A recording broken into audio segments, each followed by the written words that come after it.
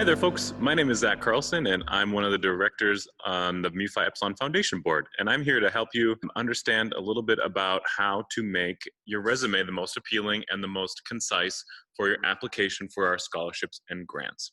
So I'm going to run down a few pro tips here with you. I have two on the screen for you here. One on the left is my professional resume that does not include my detailed MUFI Epsilon involvement.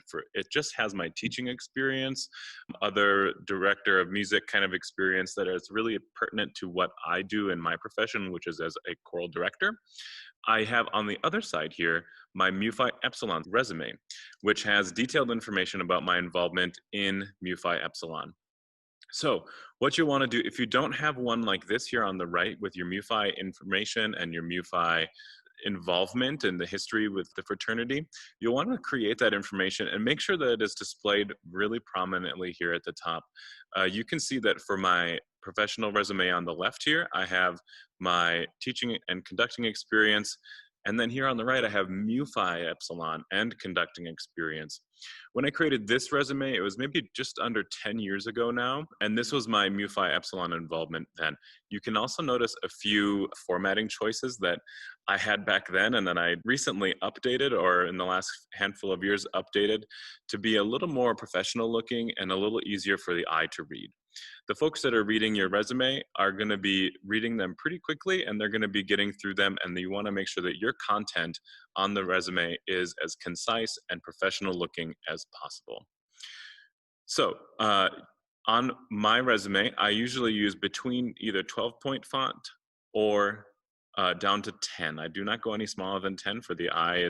It gets harder to read and it looks pretty smushed.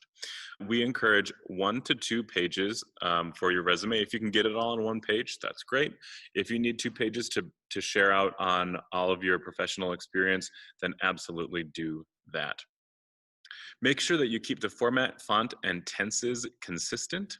If it is a current, present experience that you are in, make sure that you have that noted and that you use present tense. If it's something that's from the past, make sure you use past tense, founded, programmed, all those kind of past tense words.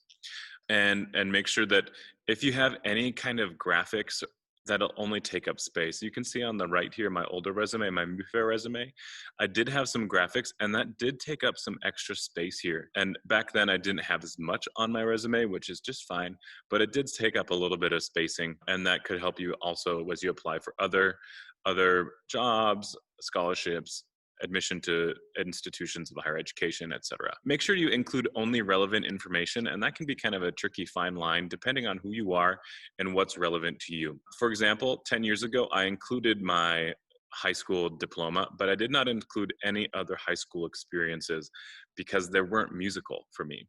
And as a choral director, I did not include them because I wasn't directing choirs. I was only singing in them, and that I included that here at the bottom. In ensemble experience, some things that I did in the summer times that was a little extra. But if you say worked at a restaurant or a gas station, or like me, you worked on a farm for the first 10 years of your working life, that's not really relevant to my scholarships because my scholarships were focused on conducting and sacred music. The information that you include in your resume should reflect the relevancy and the importance of what you are aiming for with the scholarships. Each bracket should start with the most recent information. I'm a huge fan of the bullet point. My rule of thumb has typically been 3 bullet points per subject. So back in 2013, which seems like a whole bajillion lifetimes ago, that was the most recent things that was happening in my life as it pertained to MUFI and conducting experience. That will help the reader of the resume to see, oh, they've recently done this. Oh, this was quite a few years ago, etc. Current contact information, including your email address, your snail mail address, and your phone number is crucial, just in case the systems don't pick it up and when this is shared out from other applications, admissions, that kind of thing. It's just really great to have your current information on the resume.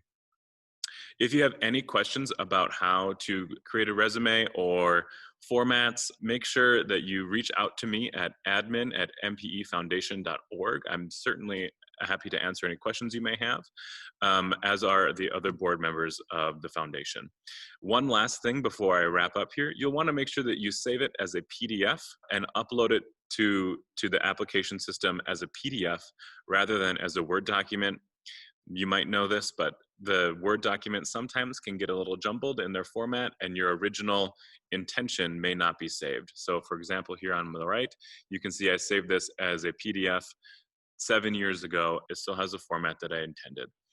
Best of luck. Let us know if we can do anything to help, and have a great